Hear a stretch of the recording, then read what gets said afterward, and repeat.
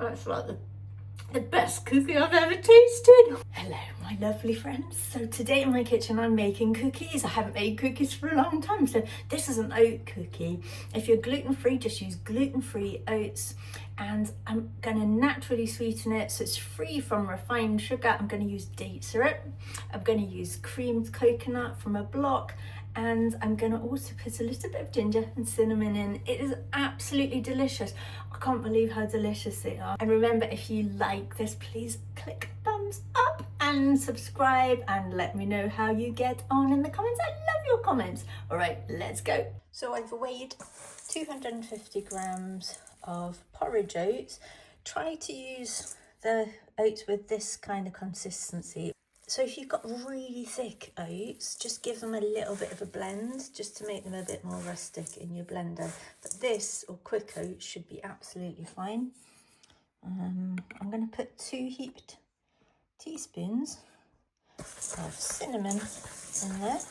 And then I'm going to use half a creamed coconut block. That's about 100 grams. If you don't know what creamed coconut is, go look at my video. It's a super popular video on what creamed coconut is. You can get it in international stores or many supermarkets, especially in the UK. I mean, it's the solidified, dehydrated flesh that's been ground down of coconut. Got a little bit of oil there. It is quite essential for this. You can swap out for coconut oil if you haven't, but ideally you'll use cream coconut block. And so the easiest way to crack this open is just to get a sharp knife, cut it in half, or you can weigh it. This is pretty much just coconut butter. So take half the block. Now that half looks a bit smaller, so I'm just going to whack a little bit off the other side. That's about 100 grams. And then chop it up. This makes it easier to melt.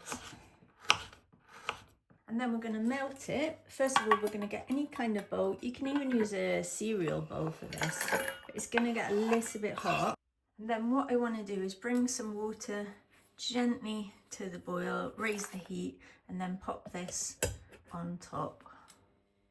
And that's just going to gently melt it.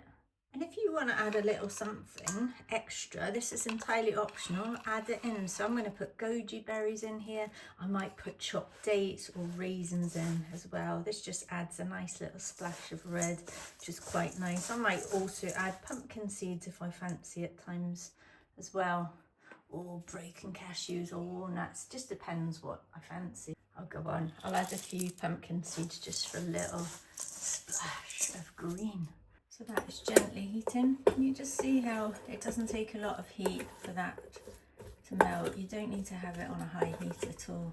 This is going to act as a bit of a binder as well as the date syrup that we're going to add. The other thing that I want to add is ginger. Now, I haven't got any ginger in my fridge at the moment, but I have got some in my freezer.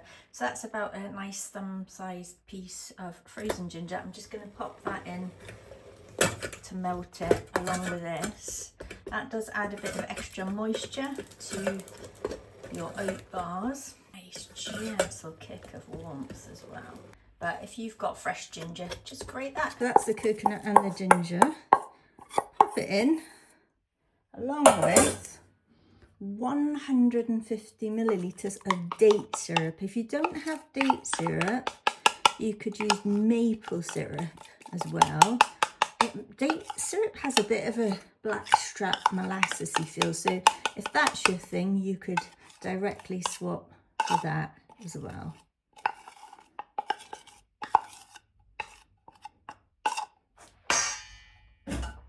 And then all you're going to do is mix this in thoroughly so you can see how the creamed coconut and the date syrup act as binders.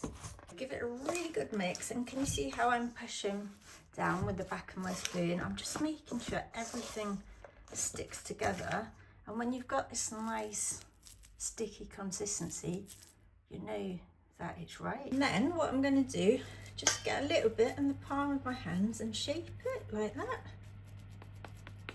Push it down. So that's about 1 centimetre maybe slightly thicker. That's about 1 centimetre thick. See how nicely that sticks together. So I've just lined my oven tray with parchment paper, and then I'm gonna try and get them all of a similar size.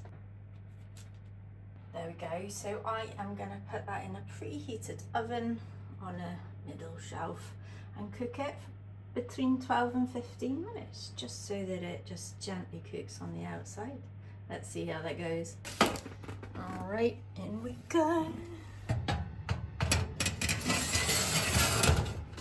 See that little extra one, sneaky. This has been 15 minutes. Can you see how they've just gently tanned on the top? You don't want to overcook them. The best way to let them cool down is to put them on an oven tray. That means you can eat them a little bit quicker because the air will get underneath and they'll cool nice and evenly. See how well they stick together? You don't want to chuck them about, obviously, and they'll hold together even better once they've cooled down. So slightly crumbly at this point, they'll hold together really well once they've cooled.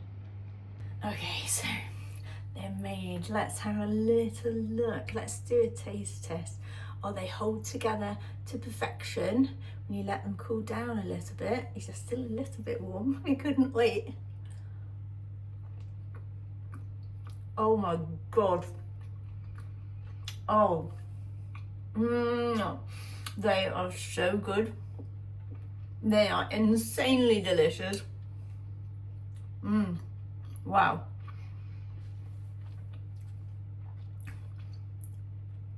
Who would think from such simple, refined, sugar-free ingredients that you could make something so incredibly delicious? Please click on the link to go get the actual written recipe. This is just a visual guide. Please make these and let me know what you think. Remember to click like and subscribe if you haven't already, and I look forward to seeing you in the next video. That's like the best cookie I've ever tasted.